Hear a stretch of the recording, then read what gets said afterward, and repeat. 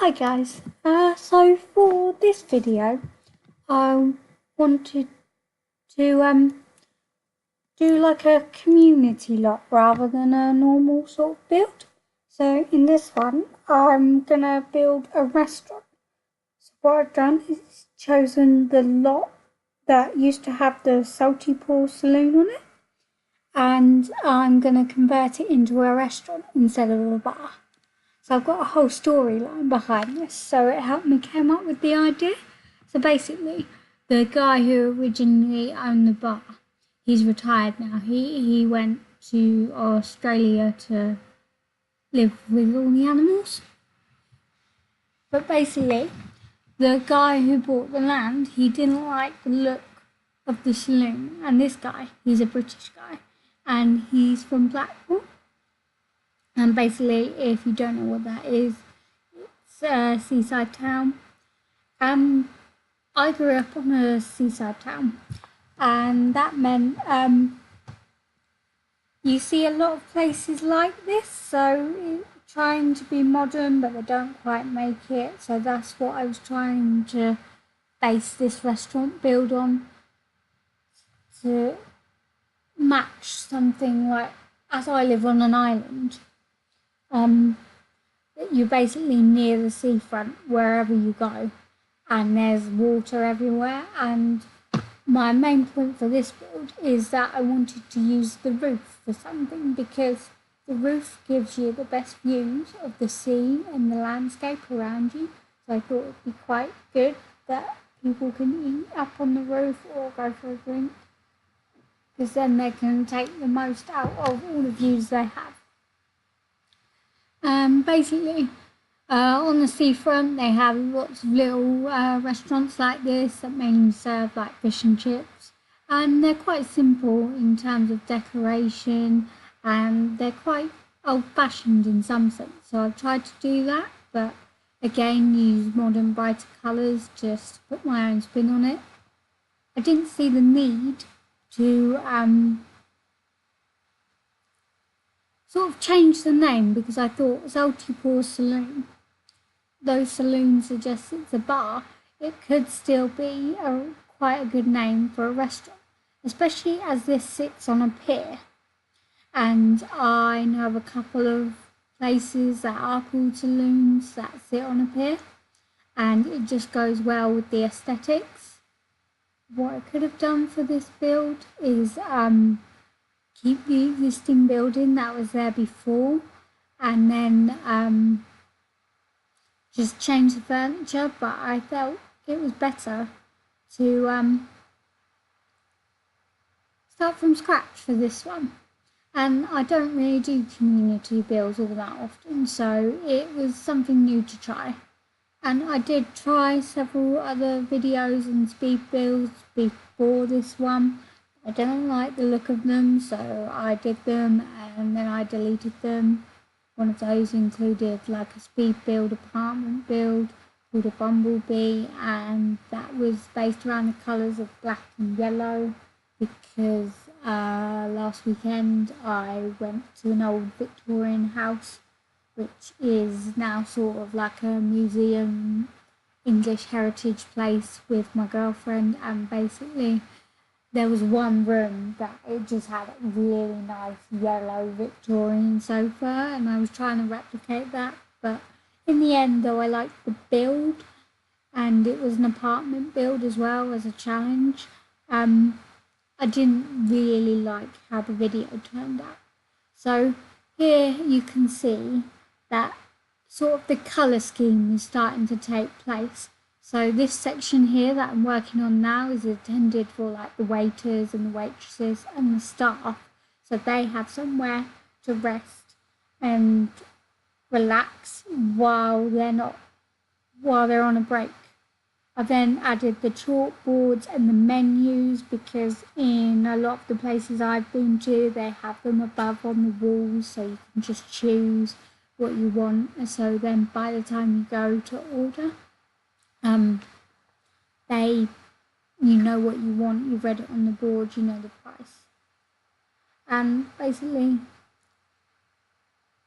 I know in these sorts of restaurants you really wouldn't have like waiter waitress service. You normally have like an order counter and a collect counter, and then you go find a seat. But as in The Sims, you don't have that functionality. I've tried to replicate it. So I've also put tables outside because maybe if the weather's sunny, people would want to sit outside. And I mainly went with the bar stool height tables because I just think they look better. And because you want the height to be able to see the water and the surrounding scenery, I thought they worked really well. And that includes putting tables on the roof because basically the roof here is the main attraction because it allows you to see all around you and you can have a really pretty view while eating your dinner basically. And again here you can see the colour scheme trying to take place. I consider orange and blue to be quite summery, seafronty, and if you've ever seen any of those old attractions on the piers, sometimes you have postcards or where they have head holes and you can take photos. They mainly use these sorts of bright colours. And I felt it seemed right to put the bar on the roof as well because it's again another place to go and it would be a nice atmosphere. I mean, if you've had too much, you might have trouble getting down again, but who doesn't, to be fair. And I've also, like, in here you can see that I added the menus to the outside, but I later moved them and then I've added a menu to each table because it creates a better aesthetic, I think. And again, the blue and the orange I'm continuing throughout, and it seems quite vibrant, but I think it really goes along with the theme that I want to create because orange and yellow tones, you sort of sand, like I know here because of where I live, you can get like multicoloured sand and like build a little lighthouse full of sand. And again, I think wooden floors are best for restaurants because, let's be honest, if it's not your own house, people make a mess and they leave a mess because it's not theirs, so they don't care.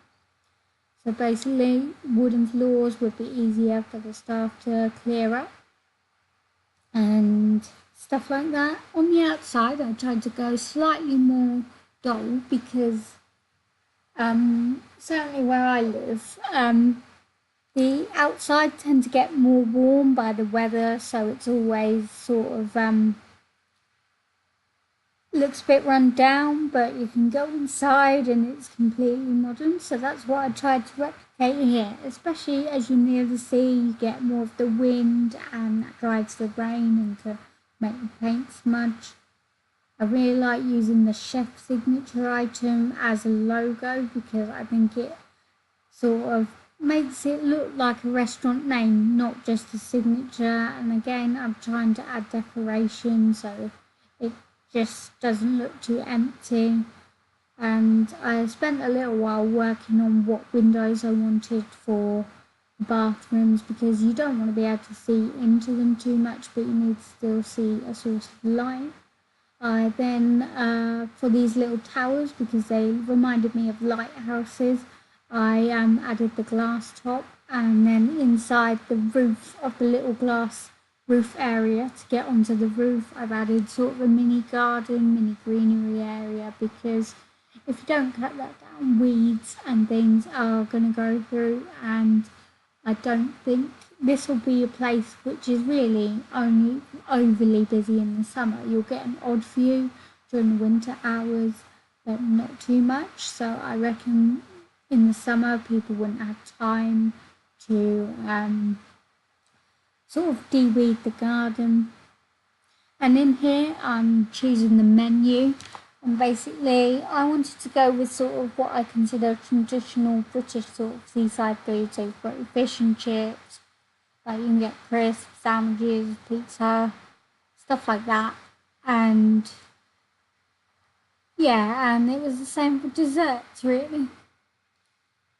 Mainly cakes, and I know you can't do ice cream in The Sims, and the outfits it's based on what I've seen people wear in similar restaurants. So this is what it turns out to be like at the end, and this is a further screenshot. I quite like how this turned out, especially with those trees. And this is it from a different angle. Hope you enjoyed this build on me.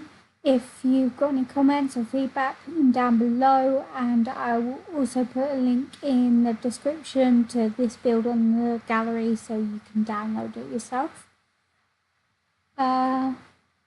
If you have any suggestions or ideas of what you would like me to build next, do let me know. I noticed I have 1 subscriber now, so that's great. So if you can make yourself known, that would be really lovely so I can thank you in person. Alright, thanks.